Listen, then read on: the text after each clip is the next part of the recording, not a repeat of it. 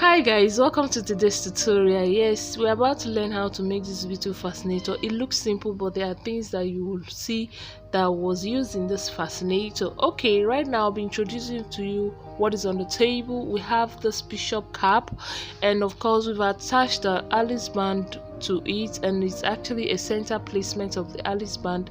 And we also have a straw brim, which was used before, but we had to just recreate something from the straw brim again. So we also have a trimming, and of course some feathers. That's a stem feather with different types of feathers. All right, so with this straw I'm actually going to be placing a U-gum and adhesive on it, as in just in systematic manner, so that actually by the time we place our fabric, I'll still be introducing the fabric to you, so just keep watching. And so by the time we place our fabric on it, it will actually stick very well, so be patient enough to actually distribute the adhesive all round the straw brim. So afterwards we'll actually be taking you through the next step.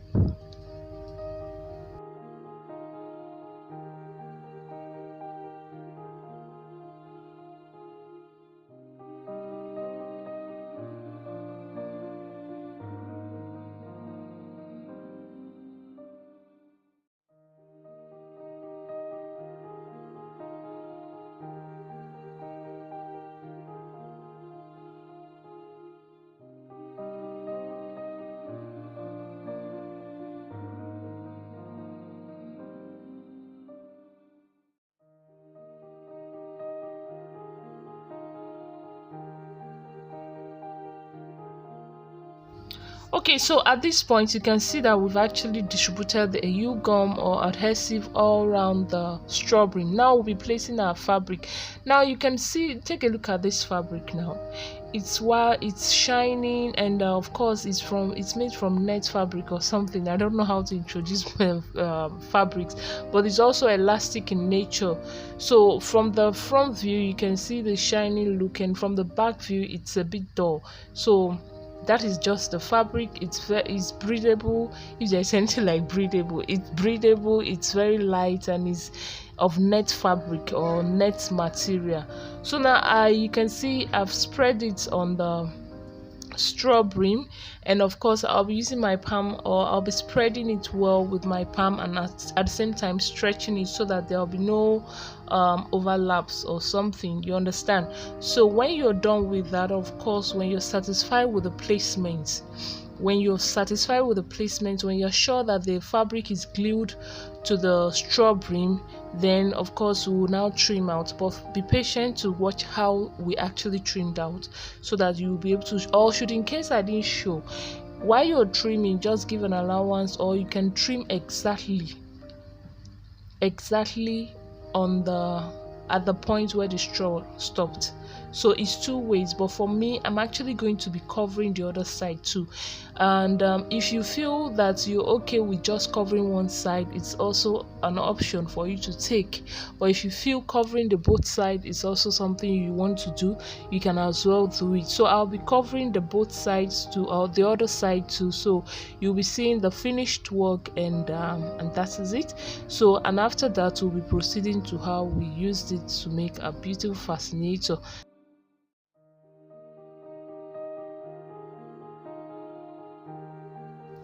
Okay, so I'll be giving it a pleat to make a one-sided bow, and of course I'll be placing it right on the bishop cap, you understand.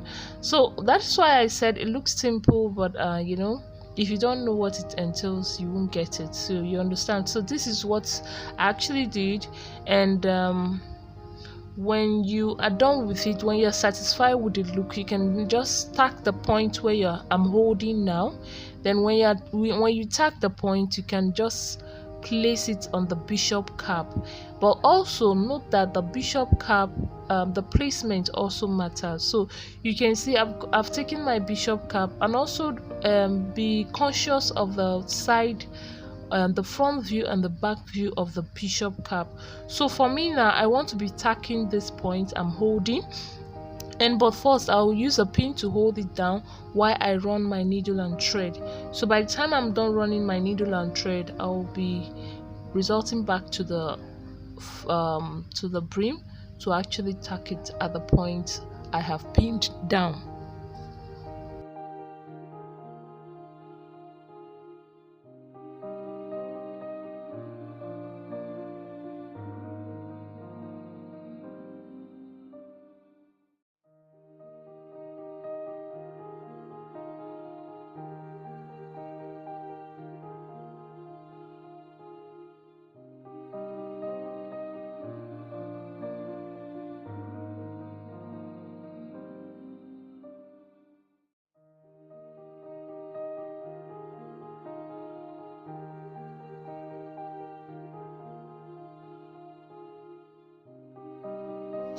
Okay, so my needle and thread is ready, so I'm up to I want to now tack it, but I'm not actually feeling this. Like I said, I'm not actually feeling the style, so I had to just change it to something like this. So you can see now this is much more beautiful, and of course this is how I did it. Just make sure you get it exactly the way I'm doing it. I don't know how to explain it, but I feel seeing it yourself will help to explain better. So that is just it. Form a pleat and also make sure one side is bigger than the other side. So now the placement also matters. Discover the front view of your bishop cap and also the back view of your bishop cap, and also decide on the part you want it to be placed. So now I have actually tacked the point I'm holding now.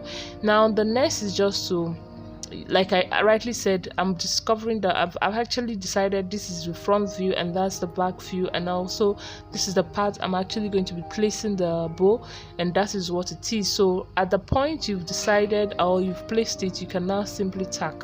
Now if you're not too comfortable about tacking, but I guess that is the best option, tacking things, sewing or stitching is the best rather than just gluing, and except if you want to do the two, it's way better. But at this point I'm actually tacking, and if you're not too comfortable with your tacking, maybe it's not strong, you can also glue down. That is why I said you can actually use the two method. So while you're done with that, and also be conscious of where you want the whole thing to rest to, so that you can simply tack at those points too, you understand? So and that is what it is. So at this point, as I'm done tacking to the bishop cap, I will also be placing my feathers. Now wherever you want to place your feather should also be a thing you should also consider. So at that point, if you determine where you want to place your feather, it can also help to beautify. I had to think through before placing the feather where I actually finally placed it. So that should also be something you should consider. You shouldn't just place your feathers just for placing sake, you understand? So when you are done with that, of course, put a brooch. And of course, the regular way of adding a brooch is just putting it at the meeting point of the two bows, you understand? But I felt maybe there was a need to just do something different, so I actually placed my brooch at a different place, at the point where I fixed my feathers. Now I'll be showing you guys that, and of course, as we are watching, I'll also appreciate it if you follow us on Instagram at fesse_collection_, and also like our Facebook page on Fesse Millenary, and that's just it. And we also have a group page at Lovers of Hearts and Fascinator. When you come over to that group, you get to meet amazing people, beautiful people, creative minds that will inspire your creation. So please do visit our page, visit our group Facebook group, and also visit our Instagram page. Also follow us on Instagram. So thank you. And you can see where what I was actually saying earlier, that my brooch was actually placed where I fixed my feathers, but most people might just decide to fix it at the meeting point of the part I actually tacked the bow to the cap. So but I felt doing something different would make little sense, you understand? So when you're done with that, also tack your brooch to the point you want it to be placed. You understand? So with that way, our fascinator is fully ready. And also remember to check your back view of the fascinator. You understand? When you're done with the placement of your brooch, also make sure that from the back view your fascinator also looks beautiful. So that's just the whole thing about this tutorial. I hope you enjoy this tutorial. It's a short tutorial, and I hope you've learned something new from this tutorial. If you are okay with this tutorial, do not forget to like and share our video, and also subscribe if you are yet to subscribe. Thank you so much, and we'll be seeing in our next tutorial. All right, love you guys, and I hope you like the final look. Okay guys, we'll be seeing our next tutorial. Love you guys, and remember to subscribe, like and share. Bye.